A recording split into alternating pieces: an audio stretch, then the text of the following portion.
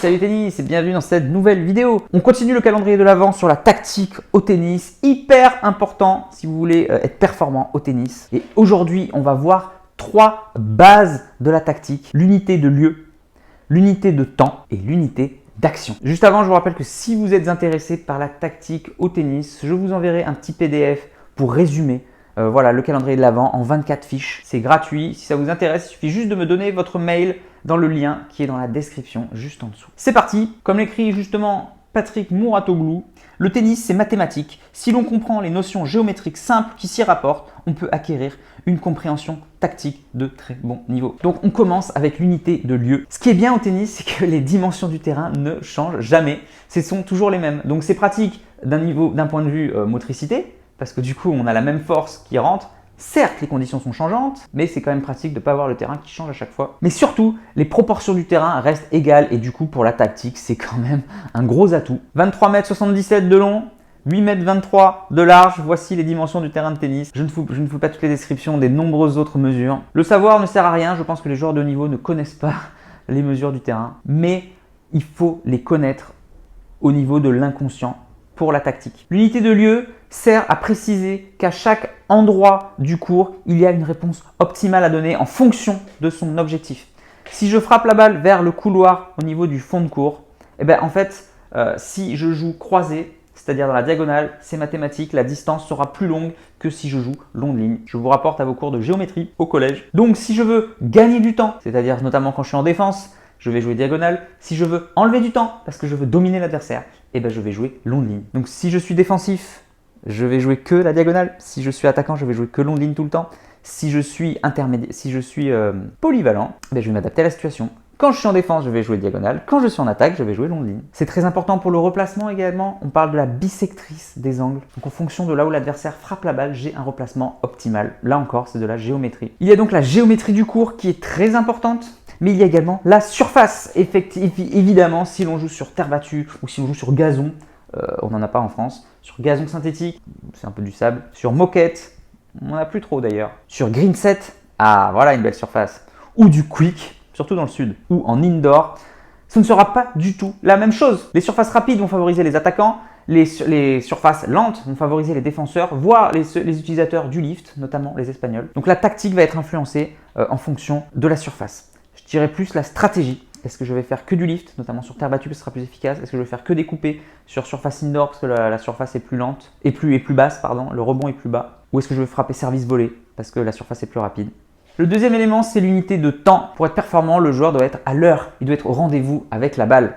Le timing est hyper important, on en parle toujours dans la technique, mais en fait, c'est un peu de la tactique. À l'origine, l'œil qui analyse les informations et surtout le traitement de l'information avec le cerveau qui va donner une réponse motrice et une réponse tactique. Donc déjà, cette analyse est hyper importante. Le temps de réaction simple ne peut pas trop se travailler, mais le temps de réaction complexe peut se travailler. Qu'est-ce que ça veut dire? Le tennis est un sport à temps de réaction complexe. C'est-à-dire que ce n'est pas il y a un signal visuel et j'appuie sur un bouton. Ça, c'est le temps de réaction simple. Non, c'est il y a une information complexe. Est-ce que la balle tourne? À quelle vitesse vient la balle? Où est mon adversaire? Donc il y a beaucoup d'informations qui viennent. En plus, en fonction des informations, je dois apporter une réponse, donc un choix moteur déjà, mais aussi un choix tactique. Et ça s'appelle complexe, le temps de réaction complexe. Et on peut le travailler. Et surtout, on peut faire d'énormes progrès dans ce secteur. Et c'est là où la tactique rentre en jeu. Il y a un peu la notion physique. Plus on va analyser les informations, plus on va les traiter rapidement. Donc c'est en même temps du physique et en même temps du mental.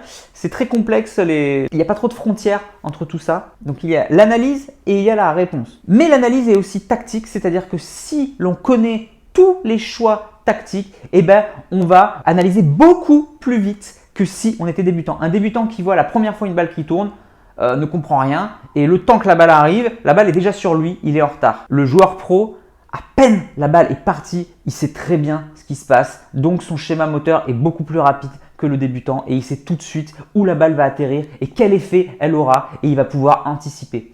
Et voilà, on en arrive à l'anticipation. On peut également prévoir avant que le joueur adverse frappe. Ça, c'est les monstres tactiques. En fonction de là où est l'adversaire, je sais où il va jouer. Moi, je sais que quelqu'un qui ne sait pas frapper en bout de course, j'arrive à le déborder. il va me la remettre courte, donc je suis déjà dans le terrain. À peine je l'ai débordé, moi je suis déjà dans le terrain, j'ai anticipé. Et c'est ça qui fait ma force tactique. C'est-à-dire j'ai l'impression d'être en avance un peu sur tout. Je ne subis rien. On parle de bon œil. Mais en fait, ce n'est pas vraiment l'œil. En fait, c'est voilà, la connaissance tactique.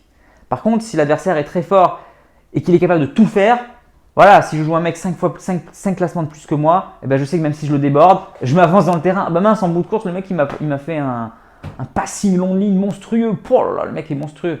Et ouais, parce que je ne joue pas forcément à ce niveau, mais quelqu'un qui a l'habitude de jouer à ce niveau sait que la réponse peut venir et va l'anticiper beaucoup plus rapidement. Donc cette anticipation se travaille et cette anticipation est fondamentale. Je ne comprends pas pourquoi personne ne la travaille. Et dans mes cours, j'insiste toujours lourdement là-dessus, c'est l'anticipation. Mais tu m'as débordé, avance dans le terrain. Combien de fois ça arrive, on me déborde, je joue court et l'autre, ah bah il est au fond. Ah bah du coup il est en retard et il ne peut pas attaquer.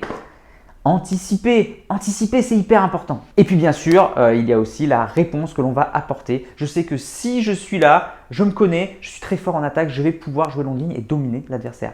Si par contre je suis nul, il vaut mieux que j'essaye de jouer croisé avec un peu de hauteur pour me donner du temps. Tous les débutants font cette erreur, ils jouent n'importe comment, ils jouent même à l'envers. À chaque fois qu'ils sont débordés, ils jouent longue ligne, donc moi je croise et puis je gagne le point facilement. Ils vont une attaque.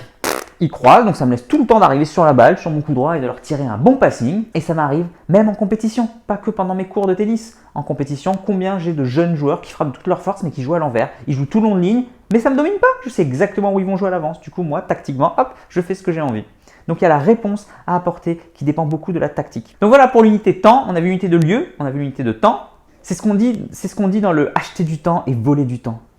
Comment on peut acheter du temps ? Je suis débordé, j'ai besoin de temps, je vais jouer très haut, je vais jouer très long et là je vais gagner du temps sur mon adversaire. Comment voler du temps ? Je peux faire une montée à contre-temps, je peux prendre la balle tôt, je peux frapper plus fort, je peux monter à la volée. Bref, tout ça ce sont des stratégies à adopter. Et là encore, c'est mon point fort, j'adore faire surprendre l'adversaire. Hop, une petite montée à contre-temps, hop, tout d'un coup je chope, je l'endors et tout d'un coup, hop, je prends tôt. Bref, la variation est aussi importante. Il faut varier et surprendre l'adversaire. La surprise, voilà, est fondamentale. Ne jamais faire deux fois la même chose. Ne pas être prévisible. Et on en arrive donc au troisième, à l'unité d'action. Et l'unité d'action, c'est quoi ? C'est la stratégie. Choisir la tactique qui nous intéresse en fonction de la situation, en fonction de nos points forts, en fonction des points faibles de l'adversaire, en fonction des conditions météorologiques, en fonction de la surface, en fonction de son état de forme du jour, etc. Donc il y a trouver la bonne stratégie. Et puis bien sûr, il y a la variation. D'où l'importance de la polyvalence et de savoir tout faire. C'est ce qu'on dit toujours, la technique est au service de la tactique. Si je sais tout faire techniquement, alors je peux rapporter n'importe quelle réponse tactique et je peux choisir la bonne. Si je n'ai qu'un seul point fort, je ne sais que faire des coups droits, je n'ai aucune tactique, je suis obligé de faire que des coups droits et de frapper fort. Je ne peux rien faire d'autre, je suis bloqué, je suis limité. Donc voilà, la technique, c'est vraiment la base de la maison de tennis pour pouvoir monter haut et choisir la bonne tactique. Et évidemment, ça peut arriver d'avoir trop de talent et du coup, on ne sait plus trop quoi faire. C'est ce qui arrive aux joueurs très talentueux. On dit ils s'égarent un peu, ils font un peu n'importe quoi, ils font des amortis un peu à tout bout de champ, etc. Donc attention à ça. Voilà, si on est très très fort techniquement et qu'on a un gros talent, il faut être très vigilant sur la stratégie à adopter. Entre guillemets, on doit avoir l'impression de l'extérieur qu'on fait n'importe quoi, mais on doit être hyper vigilant et concentré, ça doit être vraiment voulu. On doit vraiment pas faire n'importe quoi. Voilà les amis, en fait, c'est tellement intéressant que la vidéo est déjà très longue et en fait, on pourrait en parler pendant 1 heure. C'est tellement passionnant. Il faudrait que je fasse une formation d'ailleurs pour pouvoir aller beaucoup plus loin, beaucoup plus en détail. Là, je ne fais que survoler. Donc, je résume. Unité de lieu, géométrie du terrain, une réponse à adopter en fonction de là où on est, connaissance tactique, unité de temps, l'anticipation, savoir ce que va faire l'autre, etc. et répondre de manière optimale pour surprendre l'adversaire. Et puis bien sûr, voilà, l'unité d'action, c'est la stratégie. Donc choisir la tactique optimale en fonction de nos points forts, de la surface, etc., des conditions de l'adversaire. Et puis varier, surprendre l'adversaire. Voilà les bases de la tactique. Tout au long de cette série, en fait, on va s'appuyer sur ces 3 points. Donc la tactique et la stratégie, comme j'avais déjà fait la vidéo précédente, vous pouvez aller la voir, hein, la différence entre la tactique et la stratégie.